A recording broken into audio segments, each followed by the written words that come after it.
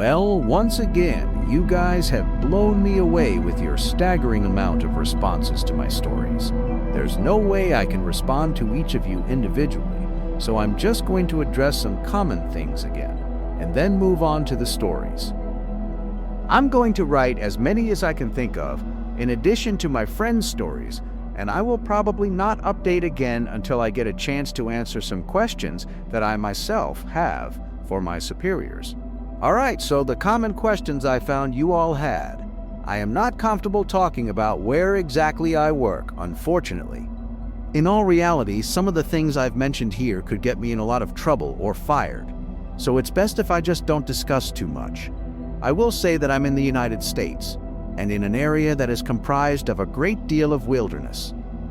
We're talking hundreds of miles of thick forest, with a mountain range and a few lakes. There is still a great amount of interest in the stairs, and luckily for you guys, my friend has a story that I think you'll all be very interested in. I'll go into that more at the end of this update. As for whether or not I have ever thought of asking my superiors about them, I have, but again, I don't want to risk my job. However, one of my former superiors no longer works as an SR officer, and it's possible that he may be willing to talk to me about it. I'll be speaking to him later in the week, and I will let you all know what comes of that. As far as advice on becoming an SR officer goes, I think the best advice I can give is to contact your local Forest Service office and see if they offer in training courses, or what the qualifications are. I've been doing this for years, and I started out as a volunteer helping on SAR operations. It's a great job, despite the occasional tragic situations, and I wouldn't want to do anything else. Alright, let's move on to the stories. The first happened on a case that I went out on right after I got out of training, and was still pretty new to everything. Before I took this job, I was a volunteer, so I had a basic idea of what to expect. But on those calls, you're mostly dealing with finding lost people after vets have found signs of them. As an SAR officer, you go out for all kinds of cases, from animal bites to heart attacks. This case got called in early in the morning from a young couple who were up on one of the trails that goes by the lake. The husband was completely hysterical, and we couldn't really figure out what was going on. We could hear the woman screaming in the background, and he was begging us to come up there right away. When we get there, we see him holding his wife, and she's got something in her arms. She's screaming these awful, almost animal-like screams, and he's sobbing. He sees us and he screams at us to help them, to please get an ambulance up there.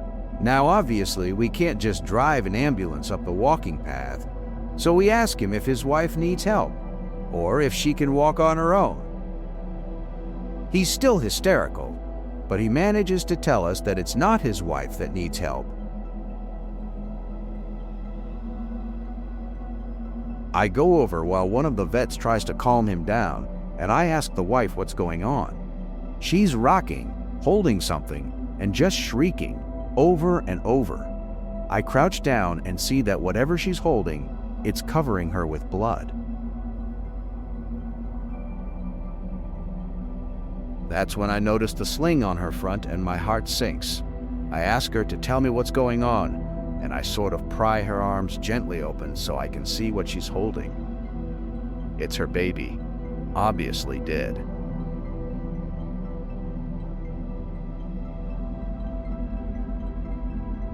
His head is caved in on one side, and he's covered in scratches.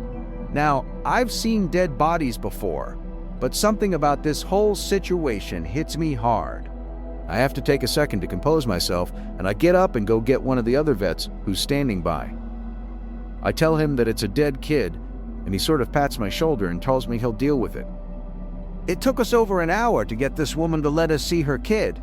Every time we try to take him from her, she flips out and tells us we can't have him, that he'll be okay if we just leave her alone and let her help him. But eventually, one of the vets manages to calm her down, and she gives us the body. We took it back to the med area, but when the EMTs showed up, they told us that there was never any hope of saving the kid. He died instantly from the trauma to his head. I was good buddies with one of the nurses who met them at the hospital, and she told me later what had happened. Turns out the couple had been walking with the baby in the sling, and they stopped because the kid was fussing. The dad takes the kid and is holding him, looking out over this little gully by the path. The mom comes to stand next to him, but she ends up stepping on a loose patch of soil, and she trips.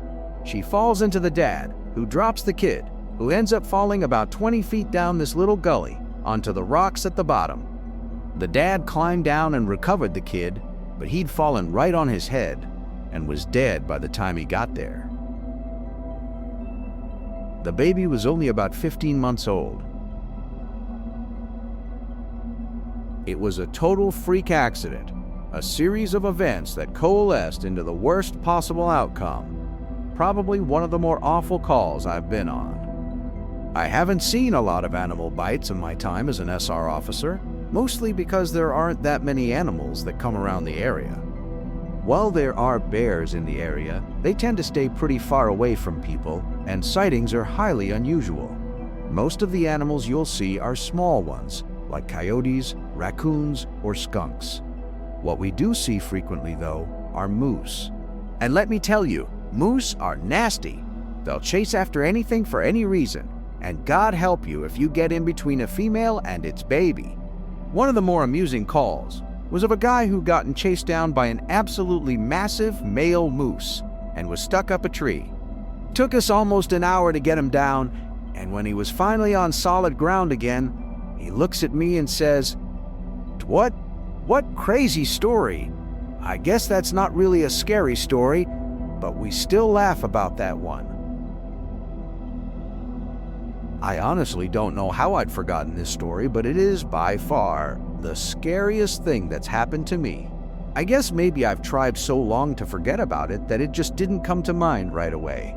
As someone who spends literally all of their time in the woods, you don't ever want to let yourself get scared of being alone or out in the middle of nowhere. That's why when you have experiences like this, you tend to just forget about them and move on. This is, to date, the only thing that's ever made me really seriously consider if this job is the right one for me. I don't really like talking about it much, but I'll do the best I can to remember it all. As I recall, this took place right at the end of spring. It was a typical lost child call. A 4-year-old girl had wandered away from her family's campsite and had been missing for about 2 hours. Her parents were completely despondent and told us what most parents do. "My kid would never wander away. She's so good about staying close. She's never done anything like this before." We assure the parents that we'll do everything we can to find her, and we spread out in a standard search formation. I was partnered with one of my good buddies, and we were sort of casually holding conversation while we hiked. I know it sounds callous, but you do sort of become desensitized when you've done this long enough. It becomes the norm, and I think to a certain extent, you have to learn to desensitize yourself in order to work this job.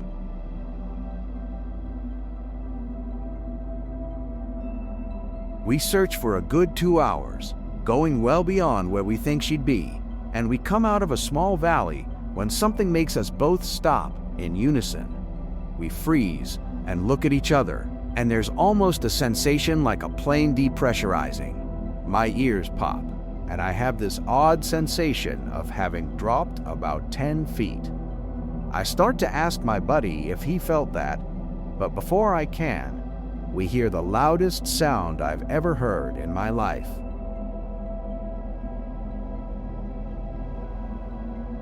It's almost like a freight train passing directly by us, but it's coming from every direction at once, including above and below us.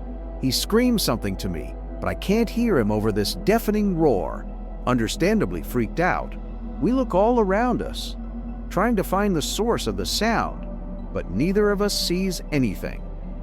Of course, my first thought is a landslide, but we're not near any cliffs, and even if we were, it would have hit us by now.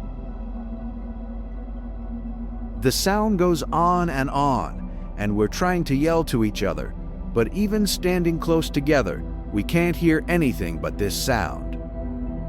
Then, as suddenly as it starts, It stops, like someone threw a switch and cut it off. We stand there for a second, perfectly still, and slowly the normal sounds of the woods come back. He asks me what just happened, but I just kind of shrug, and we stand there looking at each other for a minute. I get on the radio and ask if anyone else just heard the end of the world, but no one else hears it, even though we're all within shouting distance of each other. My buddy and I just sort of shrug it off and keep going. About an hour later, we all check up on the radios, and no one's found the little girl. Most of the time, we won't search when it gets dark, but because we don't have any kind of lead on her, a few of us decide to keep going, including me and my buddy. We keep close together, and we're calling out for her every couple of minutes.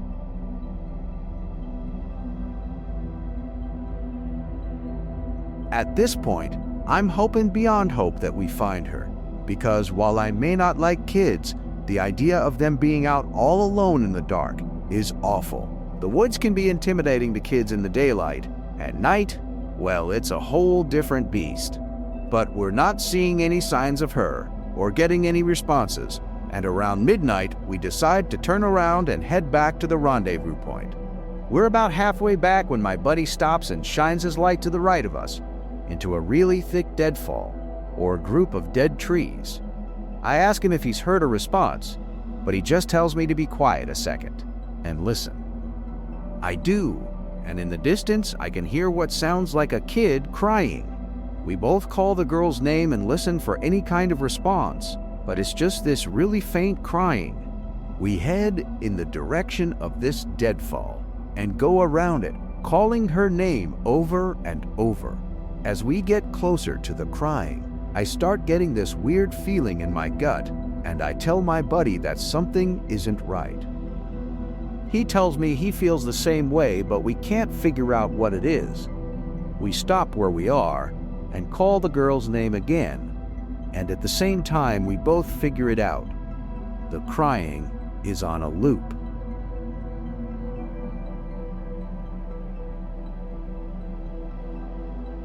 It's the same little hitching sob, then wail, then quiet hiccup, repeated over and over. It's exactly the same every time, and without saying another word, we both take off running.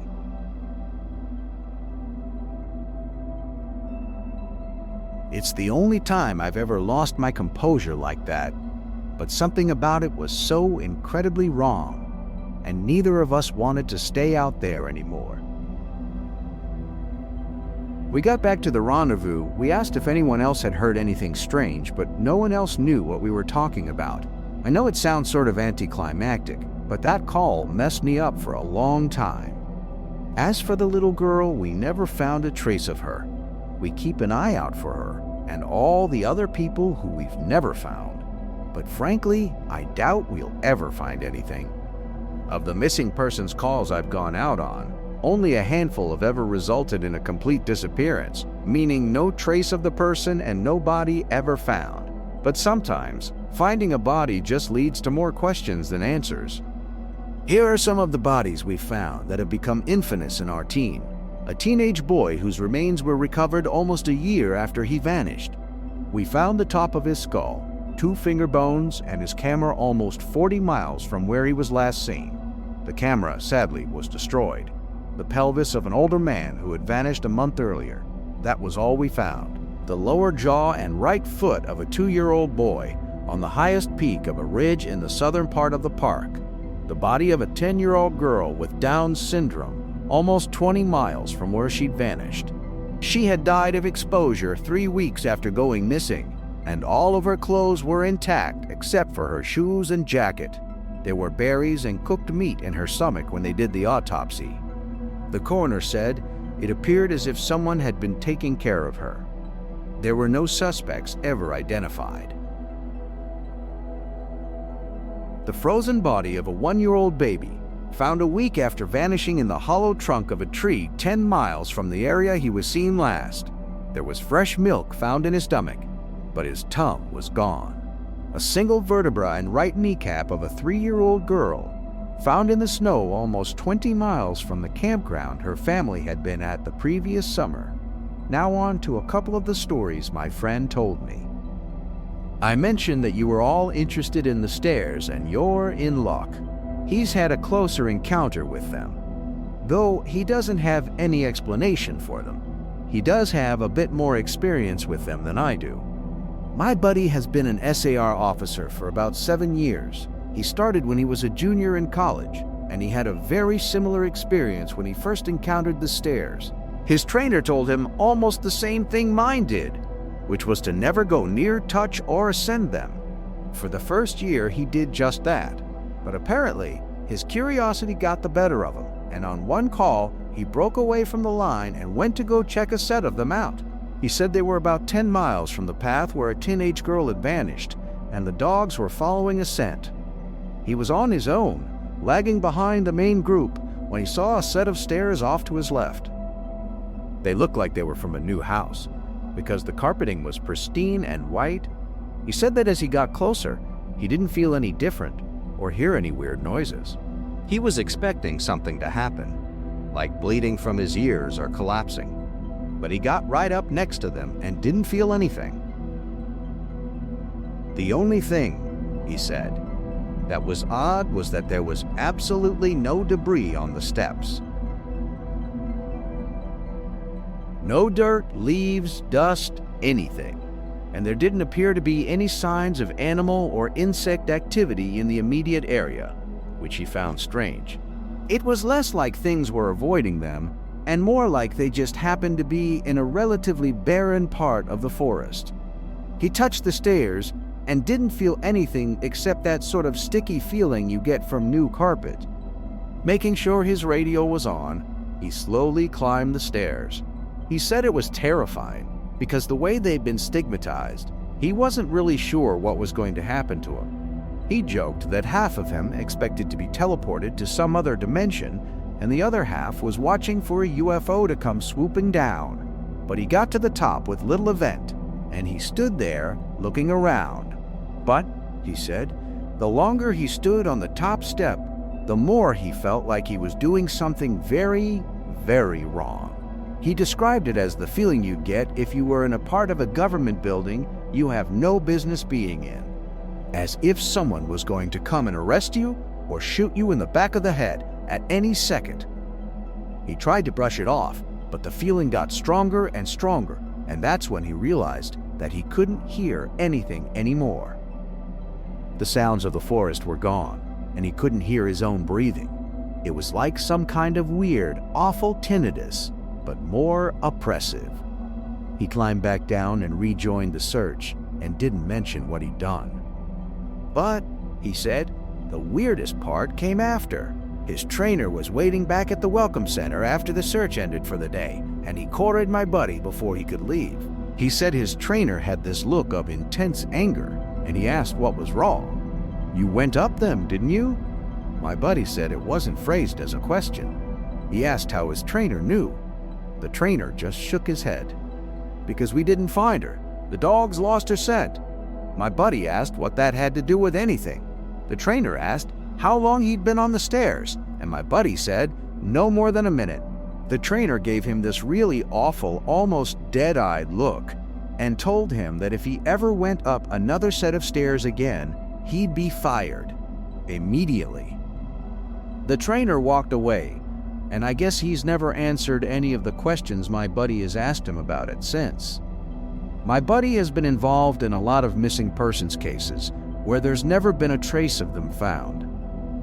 I mentioned David Pauletti's, and my buddy said he can confirm that those stories are, for the most part, accurate.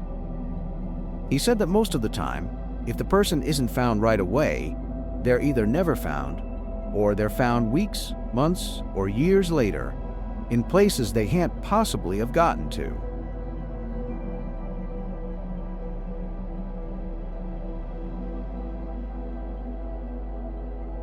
One story he told me really stood out, that involved a 5-year-old boy with a severe mental disability. The little boy vanished from a picnic area in the late fall. In addition to the mental disability, he was also physically handicapped and his parents explained over and over that he simply could not have vanished. It was impossible. Someone had to have taken him.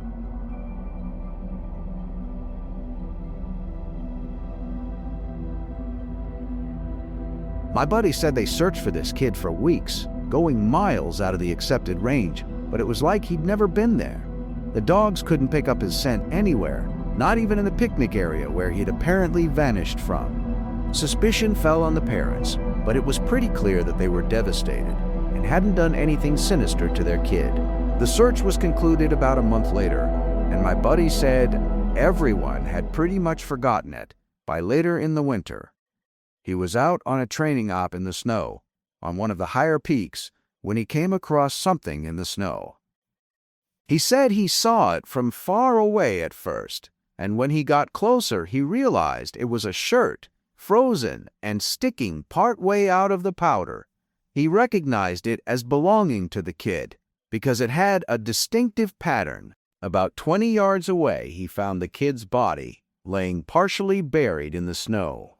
My buddy said there was no way the kid had been dead for any more than a few days, even though he'd been missing for almost 3 months.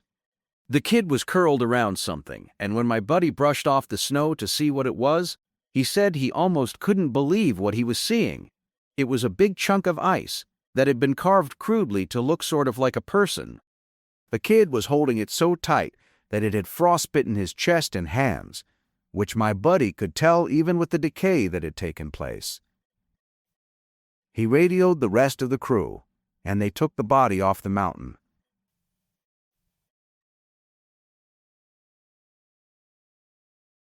Now, he recapped all of this for me, and to put it simply, there was no way this kid could have both been sent off by both sides and both courts, which were often uncommon. There was no physical way this child could have walked almost 50 miles and ended up on the top of a goddamn mountain. To top it off, there was nothing in the kid's stomach or colon. Nothing, not even water. It was like, my buddy said, the kid had been taken off the face of the earth, put in suspended animation, and dropped on this mountain months later, only to die of exposure. He's never really gotten over that one. The last story I'll share from him was one that took place relatively recently, only a few months ago. They were out doing a recon for mountain lions because there had been several reports of sightings in the last couple of days. One of our jobs is to scout out the areas where these animals are seen to ensure that if they are in the area, we can warn people and close off those trails. He was out on his own in a very heavily forested part of the park toward dusk when he heard what sounded like a woman screaming in the distance. Now, as most of you know, when a mountain lion screams, it sounds almost exactly like a woman being brutally murdered. It's unsettling, but far from abnormal. My buddy radioed back and let ops know that he'd heard one and that he was going to keep going to see if he could figure out where its territory started. He heard the mountain lion scream a couple more times, always from the same spot, and determined the approximate area of the mountain lion's territory. He was about to head back when he heard another scream, this time within only a few yards of him. Of course, he freaks out and starts heading back at a much faster pace, because the last thing he wants is to run into a goddamn mountain lion and get mauled to death. As he got back on the path and started heading back, the screaming followed him, and he broke into a jog. When he was about a mile from ops, the screaming stopped, and he turned around to see if it was following him. It was almost night by this point, but he said in the distance, just before the path rounded a corner, he could see what looked like a male figure. He called out to them, warning them that the paths were closed and that he needed to come back to the welcome center. The figure just stood there, and my buddy started to walk over.